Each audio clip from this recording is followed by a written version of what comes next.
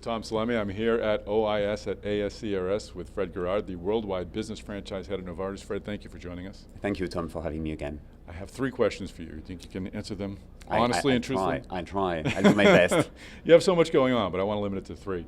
First, Luxturna has gotten so much news, so much press for a really great accomplishment in gene therapy, and Novartis has the OUS rights. Can you talk a bit about how that came together and where is that headed? Certainly. So, as you can imagine, we were following Spark very closely because we were very impressed with the quality of their work and what they were doing in ophthalmology. And naturally, we got in touch at some stage and we decided to enter some discussions about, licensing the rights for the territories outside of the US. And we reached a point where actually we agreed on terms, and it just naturally happened. It's great news for us, of course, because we are very impressed by the quality of the work they have done. And as you know, we have an incredibly good footprint outside of the US that we can actually leverage to make this technology accessible to all patients out there. And as you know, it's a very, very rare disease, so you need to have actually quite a reach and an ability to actually direct the patients to the right centers to be treated. It's an ultra-orphan disease, so we're incredibly excited to be with them. Yeah. And I'm going to break away from my 3 questions. This is a sub-question of question 1. I'm just curious, we hear a lot about the pricing in the US and the discussions of how does that play globally?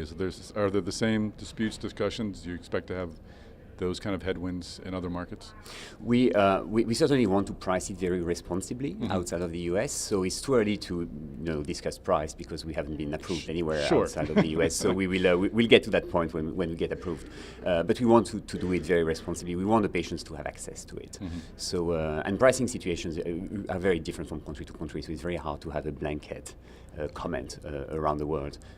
But you've seen with our cell therapy in oncology, we've been quite responsible in the pricing, and we want to do the same in ophthalmology for gene therapy. Excellent. Well, we'll save that for a future 3 questions. Yes. Second, of course, I want to talk about RTH258. You've had great phase 3 results in December. We talked about that with Dirk. Where are we with that product? So that is progressing very well. We are on track to file by the end of the year. And as you know, we are incredibly excited by the quality of the results. And not only we showed non-inferiority to aflibercept, despite having more than half of our patients injected every 12 weeks compared to aflibercept that was injected every 8 weeks. But also we saw amazing results in superiority data in anatomical changes, despite again having most of our patients on a 12-week regimen versus 8 weeks. So we are very excited. The physicians are very excited about it, and I think it will answer an unmet medical need. There is such a vast number of patients that are in the clinics now that any attempt to actually space out injections whilst keeping quality of visual outcomes would be actually very welcome in the market. Is the gap between the approval and the filing typically that long? What is taking place right now? Yeah, so we had to redo some work on the CMC side that is actually happening according to plan, and so we are filing a bit later than you would normally expect. Excellent. And then the final question. This is kind of one. I think this is the first product we might have talked about, which is EV06 with the acquisition of Encore a couple of years ago.